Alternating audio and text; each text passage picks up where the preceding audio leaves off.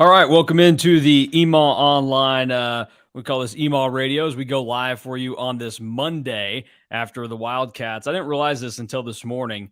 Both teams, men's basketball and football, beat the Bears over the weekend. So we will get to recap a beating of the Bears. Sure, that doesn't make PETA very happy, but K-State beat the heck out of the Bears. Whether it was Cal on Friday night, where things got a little bit dicey for a little bit, and then eventually the football team on Saturday night was able to cruise to a victory after it was a little bit wobbly to start with defense, but they catch a break on a bad ball by Blake Shapen. Kobe Savage ends up with the pick, and the Wildcats ended up winning that game. So there's a lot to kind of dive into and discuss with K-State sports right now. As we bring everybody into this, I'm Mason. That's Alec from EMAW Online. If you do not follow us along over at EMAW Online on Rivals, you should go over there and get your full fix of K-State information each and every day as we cover the Cats for you, who will not play a basketball game until Thursday. So they get a little bit of a break until Kansas City comes to town, and then eventually football on Saturday in Morgantown to take on West Virginia. So quite a few things to get into, and I guess we should probably start with the most pressing matter in K-State sports right now, and that would be the quarterback situation with Adrian Martinez and Will Howard. A couple of notes. There has been stuff that's been floated about what the status of Adrian Martinez is. No true word on that. So, I mean, believe what you want to believe. But at the moment, we don't really know. And I'm sure we won't get a ton out of Chris Kleiman tomorrow because at the very least, I think he probably would enjoy West Virginia thinking that it could be either or as opposed to giving a definitive answer. But with all that said, unfortunate that Adrian Martinez goes down with another injury. Very fortunate to see that Will Howard, probably not a fluke the way that he played against TCU and Oklahoma State, because he came in and did what he has done all year long when he had to go into the game, and that's ball out. So without even having to worry about an injury situation, it is clear at this point in time now that I think you got to go with Will Howard as the quarterback the rest of the season, whether it's, an injury that keeps Adrian Martinez off the field, or it's just the fact that you've got this weird momentum and that Will Howard has for some reason, and you ride it out because the dude's playing well. And ultimately, he's the future of your program, then it looks like, because after this season, he'd have 2 more years of football to play for you. So you might as well lean into that. And I have to be consistent, even though I like Adrian Martinez. I think he's very talented, and I think that he could do just as much as what Will Howard is doing.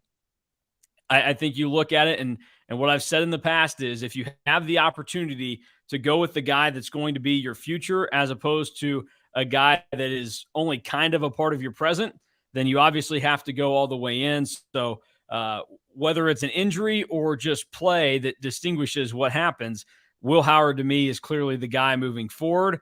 And this time I would say that it probably in my eyes would be the wrong decision to go to Adrian Martinez again, as opposed to the last time it happened.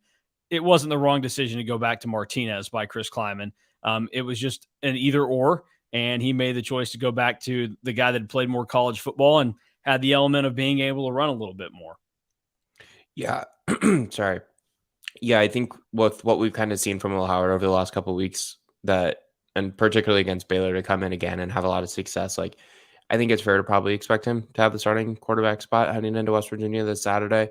And I think you said it really well there, Mason, at the end when you kind of went into, talking about 2 players and how if they're the same, you should play the younger one in terms of talent level or what you think that they can help you with in the present. You should play the younger one just from the pure standpoint that the younger one's going to be there longer, and it helps you at the same rate, the same efficiency level in the present as the other option. But in the long term, playing the younger option is probably more beneficial for the program and for the team as well. So, yeah, I do think it'll end up being Will Howard on Saturday against West Virginia, and maybe we see Adrian Martinez in certain packages.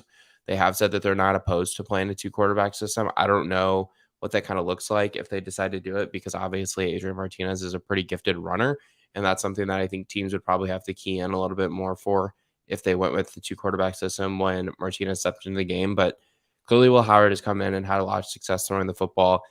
He's had good protection. He seems to have good rapport with the receivers, especially with Ben Sinnott. He's had a couple good throws to him, especially on Saturday in the win over Baylor. And things don't seem to have any drop off when he's been the starting quarterback or been in the game for K-State. And that's obviously inspiring because it shows you probably have two quarterbacks that you can trust to lead you to a victory in the Big 12. Well, and that's been one of the concerns is what was seen the first 2 years with Will Howard at quarterback. It wasn't just a slight drop off; it was a significant drop off between, in this case, Skylar Thompson to Will Howard, and just flat and simple, like Will Howard wasn't ready yet to play quarterback in the Big 12. Whether it was physical development that had to happen, which I don't know that there was much of because he's always been a big dude and you've always been able to see the arm. But I think that there's just a lot of stuff that goes on with being a quarterback mentally that obviously a lot of people understand. And Howard was a dude that needed that time to kind of be able to develop. And he's come in and he's put it to good use right now. And also part of it maybe is that maybe Colin Klein as the primary play caller works a little bit better for a guy like Will Howard. Because, I mean, for Colin Klein, like you think about his career path, we talked so much about how it must be nice for Adrian Martinez to have a coordinator that was a quarterback at that university, that the quarterback run game was a huge part of what Colin Klein did. So it seemed to play in pretty well to what Adrian Martinez's skills were. But also, like, Colin didn't start playing quarterback until his junior year at K-State. I mean, well, he did, but he didn't like start games and he didn't, he wasn't the guy. Like he had the one outlier game against Texas in 2010, but he's a dude that like went through these ups and downs and had to get things figured out. Ultimately ends up back at quarterback, and he ends up finding himself in this position in 2011 and 2012 where you kind of wonder yourself, this dude was a Heisman Trophy candidate by the time he left K-State, was a finalist for the award, and he had to sit however many years behind Grant Gregory and Carson Kaufman at quarterback. Like, what took so long there? But that's a guy that took some time to develop, and once he came out, he flourished.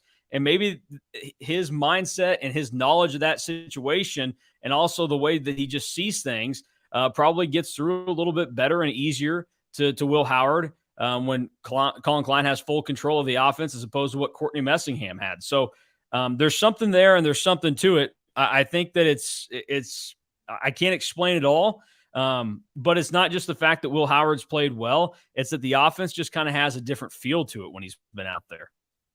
Yeah, and I just think they hit really well in the passing game. Like he's impressed me with his accuracy a lot this season. I know a lot of times you've kind of said, "Oh, that's kind of a questionable throw," or "I don't know why he made that one," and it ended up being a really good throw for a good pitch and catch. And I think a really good example of that is the first touchdown pass he had on Saturday against Baylor, where he threads the needle through a couple of different Baylor defensive backs on that first touchdown pass to Ben Sinnott. And I mean, that went through three defenders, and he had another one where back shoulder to Sinnott late in the second half that went for another touchdown. He obviously has a couple to Cade Warner that were really good throws, and like he's clearly really, really accurate. And they talk a lot about the amount of time and the amount of practice that he's put in on his own with the net, and I imagine that's throwing a lot of balls into those little square holes or those round holes that are on those nets that quarterbacks can throw into. And when you're really accurate, I think your floor as a quarterback becomes so much more high because you're able to make throws that other guys maybe aren't able to make. And that's not to say Adrian Martinez can't make those throws, but while Adrian Martinez might have more pure arm talent than Will Howard is clearly showing that he's got the ability to fit a ball in a pretty tight space, and he's doing it effectively at a high efficiency rate. Well, and I think at this point, I think Howard's got more oomph on the ball than what Martinez does. I mean, we know that he had to have surgery with his arm and stuff that has impacted him there. So I really think that like at this stage, like once Will Howard put everything else together, like then he could let the talent mesh with everything that needed to be sorted out with the mental aspect of the game and just feeling comfortable out there. I think he has that now, and we're seeing, a totally different dude. Just to give an idea on some of the differences in Will Howard's game this year. So keep in mind, he's been the quarterback for 3 games, essentially. where he started the one against Oklahoma State, and he played the majority of the game or got the most reps at quarterback against TCU and Baylor. He has a QBR this season of 92.2, which is pretty darn good. That's, typically if a guy's like around 75, you're like, that's pretty solid. That's a good starting quarterback. He's at 92.2 right now. That's ESPN's quarterback metric. He's thrown for over 700 yards in 3 games for 9 touchdowns and 1 interception. But some of the more notable things, his accuracy is up this season by almost 10 percentage points versus what it was last year and his freshman year. He's completing 63% of his passes. He was at 54.5% last year, and he was at 53% the year prior.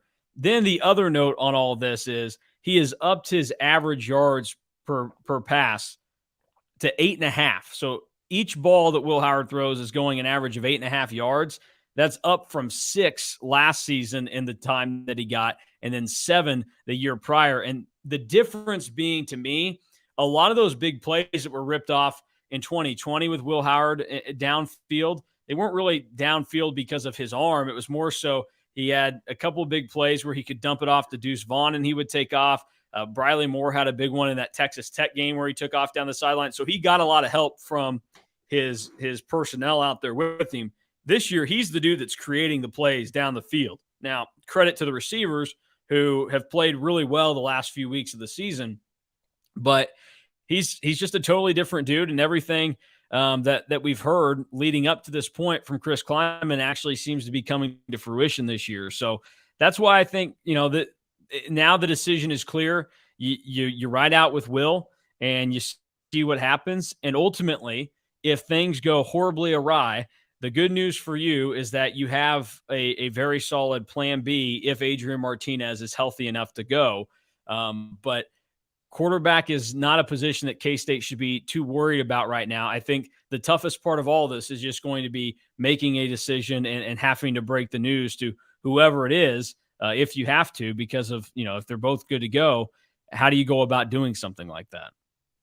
Yeah, and I think that becomes a really difficult aspect of making a decision. I think that's a really difficult aspect for every coach that makes one of these decisions. But Coach Kleiman talked about, and he answered a question of mine last week about the amount of conversation he has with the quarterbacks, because I'm just curious. I mean, he talks about how often he talks with the quarterbacks and meets with the quarterbacks to kind of go over game film or just kind of have conversations with them about what's going on inside the program and everything. And he said that, he meets with them on Sundays. He meets with them on Mondays to go over the previous game, and then they preview the next game and talk about the type of things he's seen. So clearly he has a good relationship with both those guys. And he talks a lot about the importance of honesty in the program and being able to have tough conversations and being able to, put trust in the people around you. And this is one of those situations where he's either going to have to trust his gut, trust Colin Klein and the decision that they make to be the starting quarterback. And, that's part of the job. Like, I don't necessarily feel bad for Coach Kleiman that he's going to have to go in here and make one of these decisions. Like, he makes how much money a year. It comes with it. I don't feel bad for him to have to make one of those decisions. I don't feel bad for Colin You're cold-hearted, man. Make those decisions. Like, you signed up for this job, you applied for it, you interviewed for it, you make a lot more money than I do. Like, go make the tough decisions. And if it's the wrong one, you're gonna have to eat it, and you're gonna have to make I don't think he made the wrong decision in starting Adrian Martinez against Texas. Like, I don't think the outcome of that game is any different if Will Howard's starting quarterback. I don't think the outcome of the game against Baylor is any different if Will Howard's starting quarterback. But like, if you make the wrong decision and they do lose at West Virginia, or you have to make a switch at some point in the game and then you ride out with the other guy, like, you're going to have to eat it. And that's just part of the decision process. That's just part of the way this industry works for coaches. Well, we'll see how it ends up going with the matchup with West Virginia, which we know will be a 1:00 kickoff in Morgantown. I guess that'd be 2:00 out on the East Coast. So 1:00 if you're in the Midwest, 2:00 if you're out there for the game. It's going to be interesting to see how this all plays out. I mean, there's a lot that's at stake here.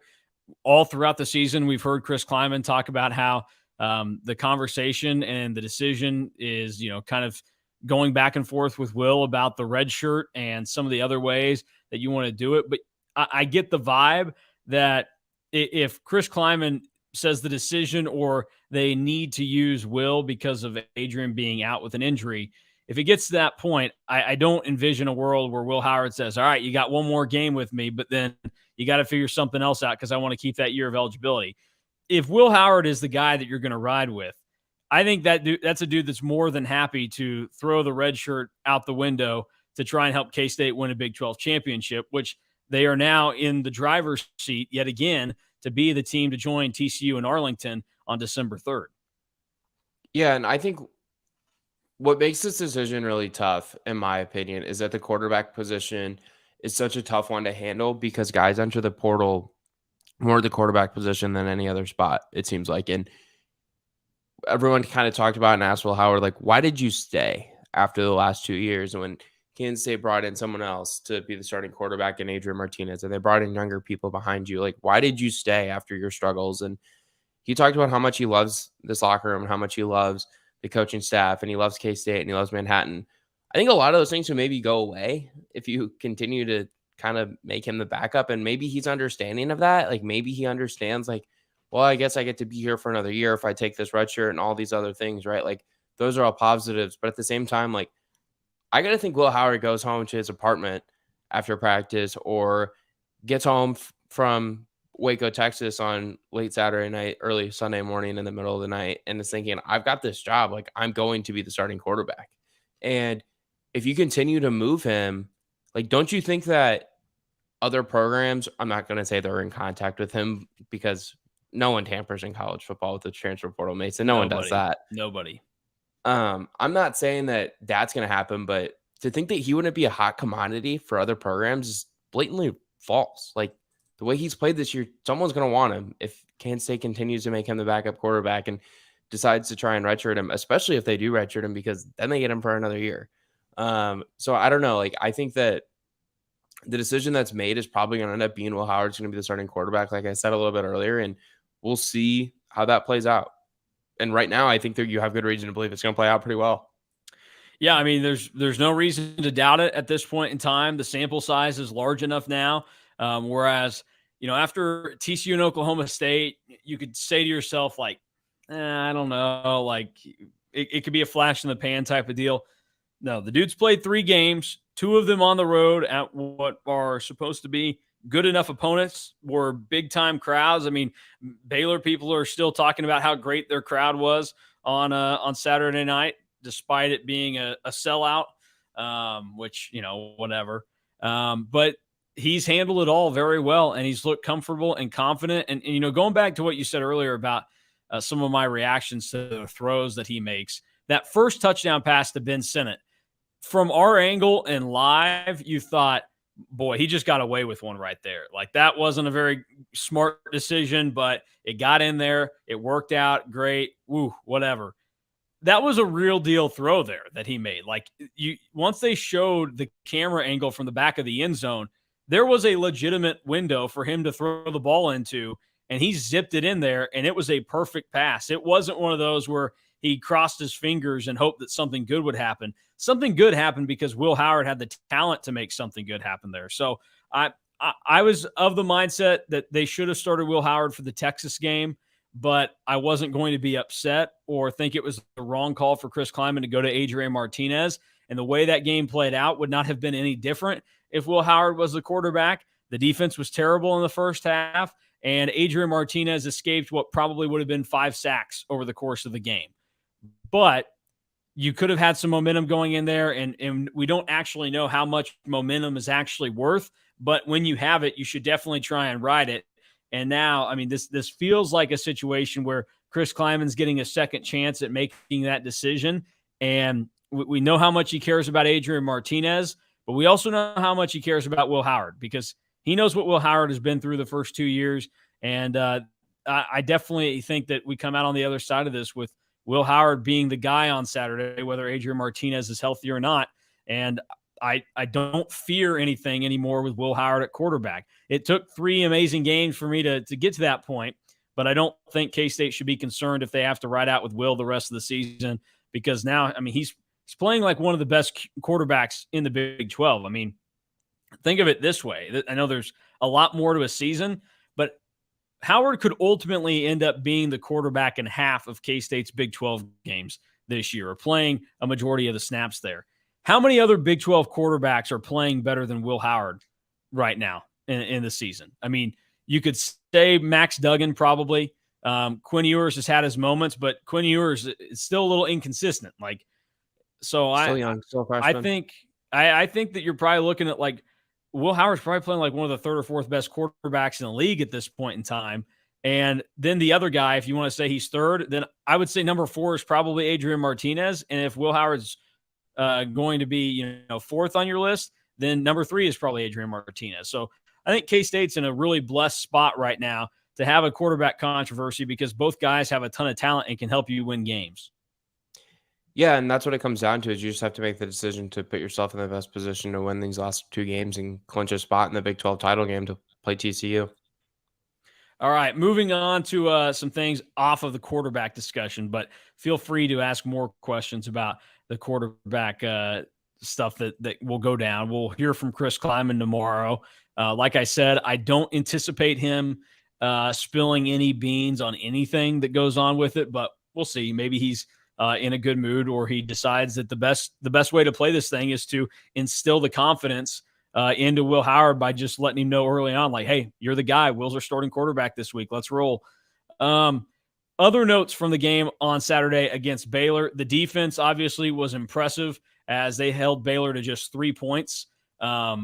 Baylor is a team that they have had moments this season where, yes, you can look at them and say, hey, feels a little shaky. They're not as good as they were last year. But the facts with this go as follows. That was the first time all season that Baylor had failed to score 20 points. So their offense, even though maybe it was a little bit wobbly, they still had not scored less than 20 in a game this year. Their lowest scoring output was their 26-20 loss in overtime in that weird game against BYU early in the season. So K-State's defense was good. One of the things that stood out to me was after that first possession where the guys up front kind of got beat pretty bad by Baylor, but ultimately got to get the stop. I thought the pass rush, even though they didn't finish plays with the quarterback, it felt like they were more active than what they had been in the last couple of weeks. And that obviously helped put Blake Shapen in some uncomfortable situations, which we were told earlier in the week by our Baylor rivals guys that Blake Shapen is good, but when he's not able to implement his good mechanics, he gets really sloppy. And I think we saw that on Saturday night because he ends up throwing 2 bad interceptions, and the one changed the game early on with Kobe Savage. The other at the end of the game, Drake Cheatham gets it, who, by the way, was just named Big 12 Newcomer of the Week. But the defensive line stood out to me, and then everybody else just did their job. Daniel Green looked good out there as well. Yeah, I don't know how much I agree with the idea that the defensive line got a lot of pass rush. They didn't have a single quarterback hurry. They didn't have any sacks in the win either. They did only have 1 tackle for loss, and it came on a Khalid Duke run, a run stuff. So I don't know how much I agree with the fact that the defensive line played well on passing downs. But in the run, I thought they played really well. Baylor's obviously got a pretty good rushing attack with Richard Reese and Squirrel Williams. And neither one of those guys topped 55 yards. Baylor only had 103 total rushing yards. So I thought they played better there. I thought the linebackers had one of their better games of the season, especially when you consider the type of performance they had against Texas in the loss where Bijan runs for 209 yards. I mean, Austin Moore and Daniel Green both had pretty good games. I thought Khalid Duke had a pretty good game, and they had him as a down lineman for a lot of the game, I noticed. So that's kind of interesting. Coach Kleiman said after the game they try to do a lot of different things against Baylor than they have a lot of different times this season. I think that's kind of what he was talking about, was the amount of times that they had Khalid Duke with his hand in the ground. So I thought the linebackers played better than the defensive line. And honestly, I thought the defensive backs had one of their better games too. Julius Brents had a really solid game. I thought Echo Boydo, obviously, unfortunately, suffers a little bit of an injury, as well as Kobe Savage. But Drake Cheatham, obviously named Big 12 Newcomer of the Week. He plays on the back half of that defense. Josh Hayes, I thought, had a pretty good game as well with 5 or 6 tackles. So, yeah, I thought the defense, especially the back end and the linebackers, played pretty well. Shapen threw 38 passes on Saturday, but only totals 203 yards. It only had four plays that were 15 yards or more in the passing game. So the defense really did step up. The good news with Josh Hayes and Echo Boydo, Chris Kleiman didn't think that those were serious injuries. So I don't expect anything significant to come out of that. Unfortunately, it would appear that Kobe Savage is out for the rest of the season, which K-State we now know has depth at the safety position. They have some guys that you trust to step up, but it's a tough blow regardless, because that's one of those guys that feels like kind of the heartbeat of the defense at times, and he brings a lot of energy. He's going to play his butt off for everybody, and just a really unfortunate way for things to end in this season for Kobe Savage, which has been incredibly successful. Yeah, and we don't know for sure yet, I don't think, Yeah. unless I missed this, if he's out for the season. Coach Kleiman did say he thought it was a little bit more severe or more serious. I forget the exact wording he used after the game, I but think his words were, we lost him for a long time. okay, I'd have to go double check that. Um, you know, obviously Kobe's had a pretty good season. I think he came out of the gate pretty well in K-State's win over South Dakota, and then he played really well in the win over Mizzou too. He's just kind of been a name that you kind of know about a lot on the back half of that defense. He's got a couple interceptions this season, I believe. He's known for laying some big hits. So if he isn't going to be able to be there, you're definitely going to need to get a little bit creative in the back half of that defense. Obviously, you can throw Sincere Mason back there. You can move Josh Hayes over. And then I think you still feel pretty good about your two lead corners with Julius Brents and Echo Boydo. Yeah, I mean, I think things are probably trending in a good spot for him, and we'll see who's able to step up. The one thing to watch out for this coming week, and we'll preview the West Virginia game later in the week, but West Virginia they may end up starting Garrett Green this week, who took over in the middle of the game for JT Daniels. He's a little bit more of a run threat, so it may be a little bit more of a balanced offense than what has been seen, because you thought when they lost Donaldson for the season that they were probably going to be in a situation where they wouldn't run as much, but all of a sudden I think West Virginia is probably going to be trying to balance things out, and we'll see how things go there, because Shane Lyons, the athletic director for West Virginia, got fired today, which seems all the more likely that Neil Brown is probably going to be on the outs after this season. So my one thought is, before West Virginia, is you need to hope, if you're K-State, that the West Virginia players hate Neil Brown and they're not like on his side and like, we love our coach, we gotta get up for him, try and save his job here. You hope that they're just done with the season at this point with 2 games left and decide to throw in the towel. That way you're getting a battered down West Virginia team as opposed to one that will be very, very scrappy to play against. But those are some thoughts that I had when I first saw that news today. Other notes from the game on Saturday, I'll let you go in a second, but other notes on the game on Saturday, the receivers were good again. Cade Warner continues to make big enough plays when he needs them. There were a couple of plays in the first half, especially where I thought he stepped up, picked up some yardage, picked up a first down when they needed him to. And he's just, you can tell how smart of a football player he is. And now he's combining that with hauling in catches and making plays, and seems to be a guy that Will Howard is very comfortable throwing the ball to. Deuce Vaughn was great. We know how good the offensive line is in blocking for the run. And then Ben Sinnott was obviously the talk of the town after Saturday's game. Yeah, I just think going out to West Virginia is always tough. For whatever reason, it's a difficult place to play, particularly late in the year when it gets cold. The weather conditions out there never seem to be very consistent. Sometimes it's cold, sometimes it's windy, other times it's snowing, other times it's raining, it's foggy, whatever it is. So I don't think Kansas State should be looking, or K-State fans should be looking past this game and just writing it off as a win, because West Virginia only has 4 wins and they only have 1 or 2 conference wins this season. But, at the same time, it is a game that Kansas State should win, and Kansas State's been really consistent, I would say, for the most part of this season. Aside from a half here or a half there, I feel like they've been one of the more consistent teams in the Big 12. And I think that's probably why they're in second place in the Big 12 by themselves at this point in the year, is the amount of consistency that they've had. When you look at Texas's highs have probably been a little bit better than K-State's, aside from the 48-0 victory over Oklahoma State, or maybe the 31-3 win over Baylor. But, Texas hasn't been able to stay at that high level, or they haven't been able to operate in 6th, 7th gear all the time. They're shifting down to 2nd or 3rd gear, and it's led to them having some frustrating losses. If you're a Texas fan, obviously, the Oklahoma State loss, the Texas Tech loss, and I think you could even say a little bit, to a certain degree, the loss to TCU, because Bijan Robinson had his worst game of maybe his career on Saturday. So, I think the consistency level that Kansas State has had this season has really kind of helped them maintain this level of play for a majority of the year, where they're 7-3 going into the final 2 weeks of the regular season. Yeah, what do you make of that? Bijan Robinson only got 12 carries on Saturday for Texas. Well, with, I think they got behind a little bit, but then also, I but mean, you not were a never lot, behind but that big. Like, no, but you get behind a little bit, so that means you gotta throw the ball a little bit more, but then also, I mean, when you take away the run and you just stuff it and stuff it and stuff it, like, there's not like, you kinda have to go to the throw. Um, Obviously, I think if you're a Texas fan, you wanna see Bijan get more than 12 carries, but but yeah. also, like, you would think that this guy that's supposed to be some all-world quarterback could shoulder the load when, you're one of the best running backs in the country isn't able to have a breakaway game. But it was not to be for Texas this past weekend. Other notes from the game, I mentioned Ben Sinnott. He's turned into a go-to guy, and it's not just the fact that, like, oh, there's the tight end. He's randomly open, like it seemed was the case at Oklahoma, where he was wide open a lot of the time when he had a big game there. We saw him making contested catches and using his big frame and athleticism to do a lot of good things for K-State in the passing game. And the first touchdown that Will Howard threw to him that was impressive on Will's part.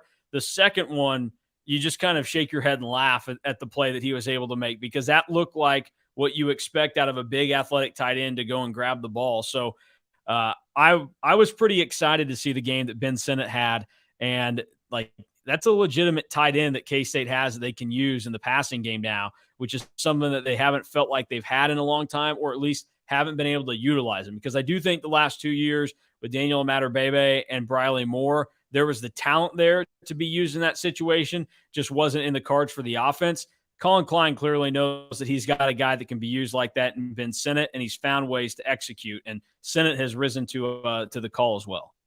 Yeah, he had a really good game against Texas. I think he had a few receptions for about 44 yards. Didn't get into the end zone against the Longhorns, but follows it up with a 7-catch, 89-yard performance with 2 touchdowns against Baylor. And he's emerging, like you said, as a pretty consistent pass catching threat. He's had 3 or 4 big games for K-State this year, and in the other games, he's still been able to haul in a catch or two. And that's big. Like, if you hit another kind of safety blanket in the game that you can hit for, I don't want to say like chunk gains, because necessarily you're not throwing the ball deep to your tight ends very often, but you can hit on a check down, or you can hit on a short little out route that gets you 5 to 10 yards. Like, that becomes huge for the offense. And Ben Sinnott's proving to be consistent in that realm of possibilities.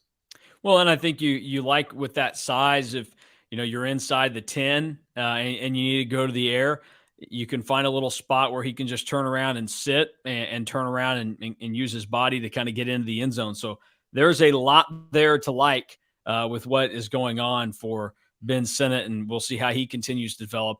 Deuce Vaughn had a great day. He goes over 100 yards, so we know about him.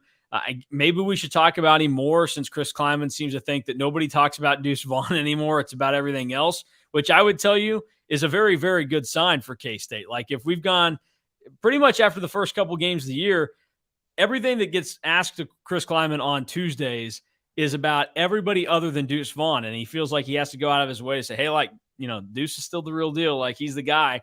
He proved that on Saturday. But DJ Giddens also deserves a lot of credit for how he played. He racked up over 50 yards. He was like 4.5 yards a carry, gets in for the last touchdown of the game. DJ Giddens is a dude that has developed into a legitimate second running back. And I think you can tell by the way that Deuce Vaughn has played over the last couple of games, as we see Giddens get more involved.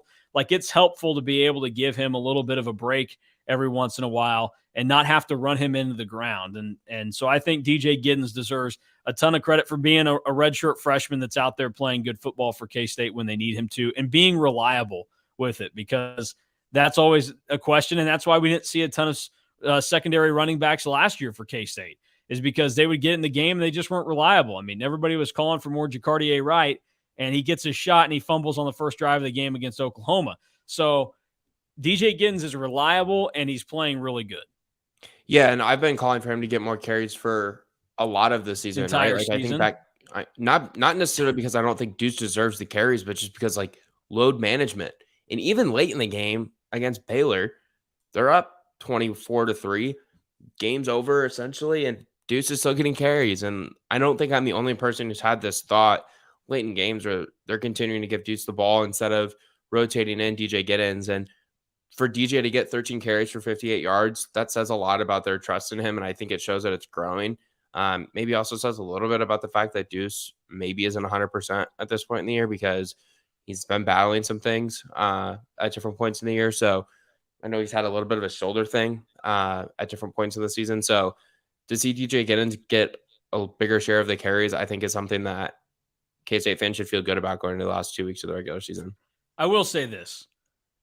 Somebody needs to get into Chris Kleiman's ear and just whisper to him a little bit and say, hey, Chris, you're up 28 points with like 7 minutes left.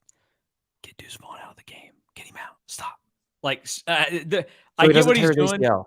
I get what he's doing, but it's just one of those where, and he knows more than me. He's the guy. It's his call. And also, like, in talking to Deuce, he doesn't care. Like, he's like, hey, I'm out there to finish the game. But, man, there's no reason. There's no reason to do it, especially when DJ Giddens is running so well. So, yeah, I would maybe scale back on that a little bit when you have a very comfortable lead at the end of the game. But if that's one of the things that we're complaining about after a K-State football game, then it means things went really well. And 2 of the last 3 weeks, that's been what there has been to complain about is you might have left Deuce Vaughn in the game too long. So good problems to have if you're K-State. A couple of other notes. I mentioned that Drake Cheatham ends up getting named the Big 12 Newcomer of the Week. We also found out today that the kick time for K-State and KU will be at 7 o'clock on Fox that Saturday after Thanksgiving, which a couple of things that this is good for. One, that's going to be a kick-ass environment for the Sunflower Showdown where KU is actually a good team this year.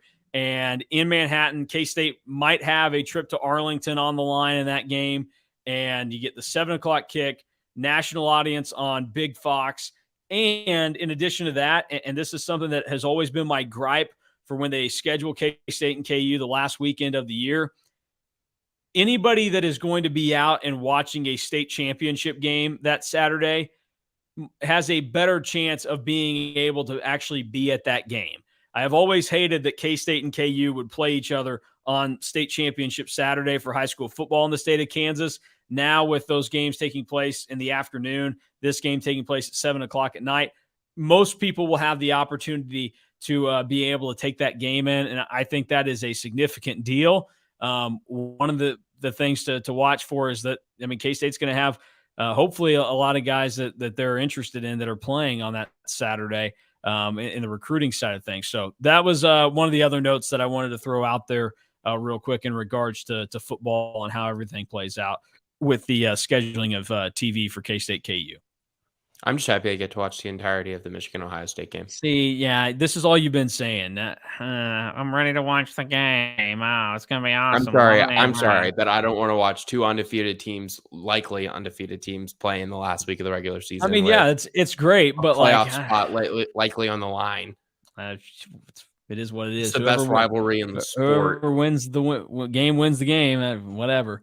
Then the other thing that I wanted to mention football wise is when with the West Virginia game taking place this weekend at 1 o'clock ESPN Plus, you kind of get the best of both worlds where you're going to get your little stream one week and then you're going to get to turn around for the real deal the following week. Are you excited to experience your first Sunflower Showdown at 7 o'clock at night for reasons other than you get to watch the game?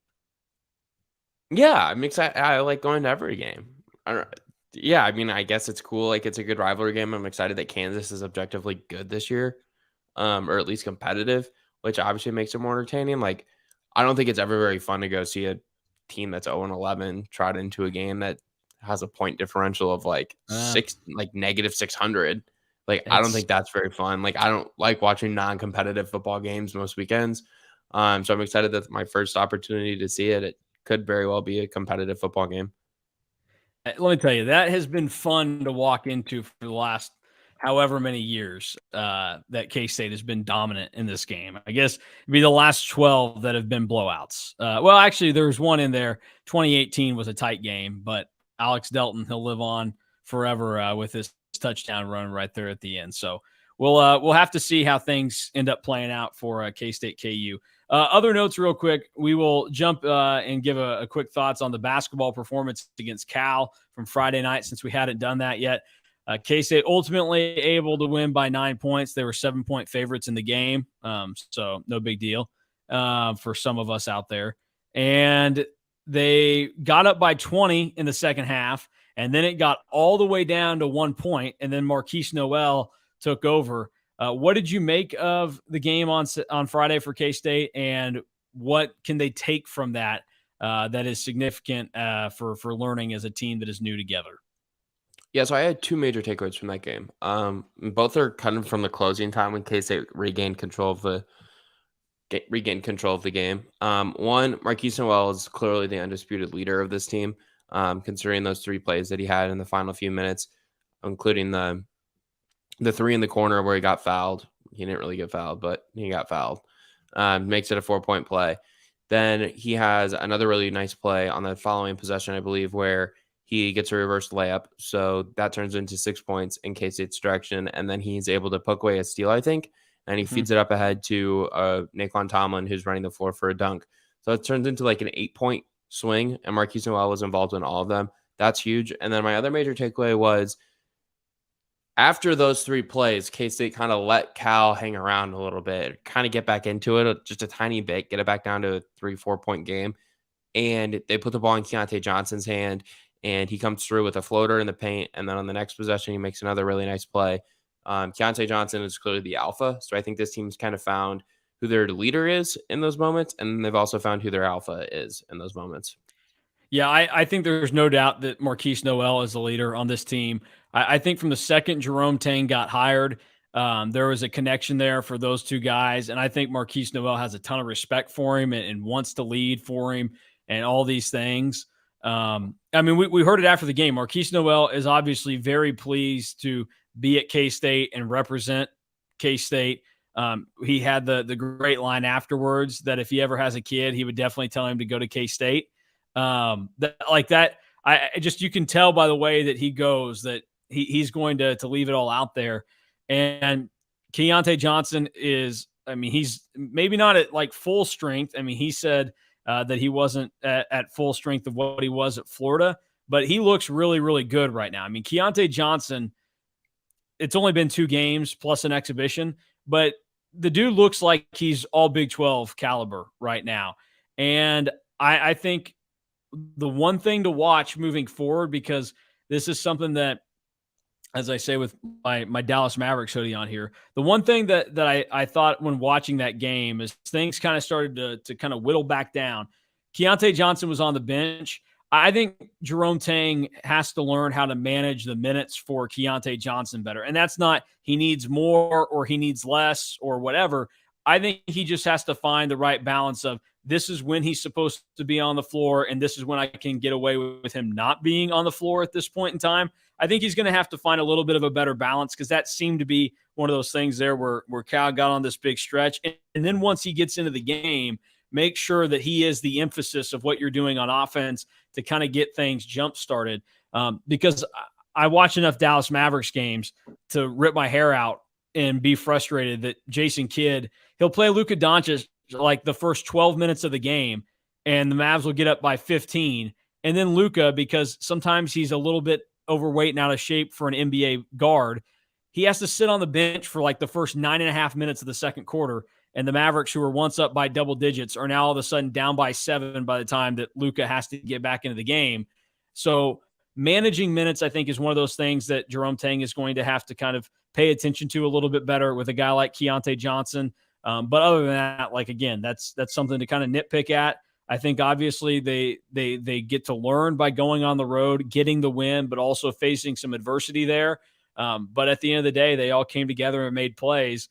One of which ended up being a top 3 play on SportsCenter with Marquise Noel's behind the back pass to Naquan Tomlin early in that first half there. So pretty impressive what the Wildcats have done, and they've got one more tune-up game against Kansas City on Thursday before they start the Cayman Islands Classic over Thanksgiving week.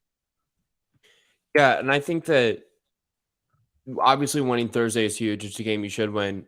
UKC did play LSU pretty tough last week down in Baton Rouge. And then they actually hung with Illinois for a little bit in the first half before the Illini started to kind of open up their lead last week on Friday. But it's a team that K-State should obviously handle pretty well on Thursday night before going down to the Cayman Islands. And it's not like going down to the Cayman Islands is going to feature a ton of high-level opponents, but there is an opportunity to potentially play LSU, which is an opportunity to get a marquee win, which is something I think K-State might need on their resume coming by the end of the year. Yeah, and one of the notes, K-State's opponent, Rhode Island, who they will play to start things off, has not have the best start to the season. They have losses to, Alec doesn't like the way that I say Quinnipiac and Texas State Winnipeg? to start the year. They play tomorrow against Stony Brook before they have 6 days off to get ready for K-State. How do you say Sorry, I was focusing on the way you said Quinnipiac. Yeah, why do you? Is that how you say it? I say Quinnipiac, not Quinnipiac. I don't know where that comes from. Well, because that's what it looks like. It looks like Quinnipiac, and I think that's how you pronounce it. You are like you're like a northeast elite with the way that you're saying that. Quinnipiac. I think you're wrong. So just you're wrong. No, I'm looking. It is Quinnipiac. So Quinnipiac is how you really should say but actually both of us are wrong looking at it on Google. Yeah, that's what I found here. Because this is a story from 5 years ago. It doesn't matter. K-State's not going to play Quinnipiac. Yeah, Quinnipiac. Oh, you are right. Yeah, Quinnipiac is correct. That's stupid. Well, it is what it is. A couple of other things to finish things off, since I know, I wanted to kind of keep this into the tight window here. One thing with basketball, Marquise Noel and Naquan Tomlin are going to be a ton of fun to watch together this entire season, because I think they're going to continue to do more like exciting and fun stuff on the floor. So that's awesome to see. Any thoughts from the weekend of Big 12 football, where 4 of the 5 teams that won were underdogs this weekend? I think the only team that was a favorite that won was Texas Tech against KU. The one takeaway I have is that Oklahoma is a freaking mess. Yeah. And they are bad. They're poorly coached. They're objectively soft defensively. They gave up 200 rushing yards a game.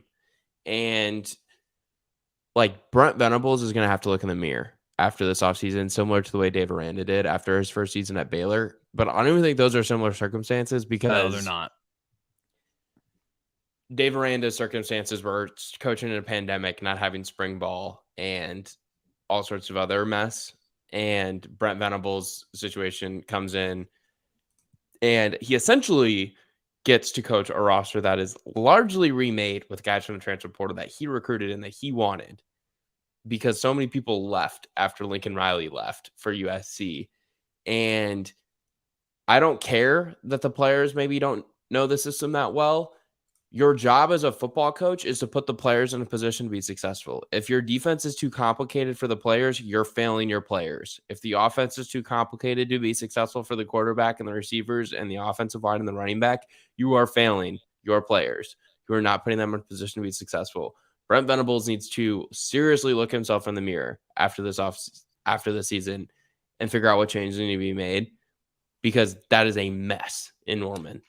Real quick, let's get a check of what's going on with that bleep out west, as Oklahoma fans like to call him. USC 9-1 right now, and most likely trending towards I don't know, they'll get up there a little bit higher in the rankings maybe come tomorrow night, and will be in a position to probably play for a chance at a Pac-12 championship and maybe even a playoff spot. So Lincoln Riley clearly lost the divorce from Oklahoma, it would appear, right?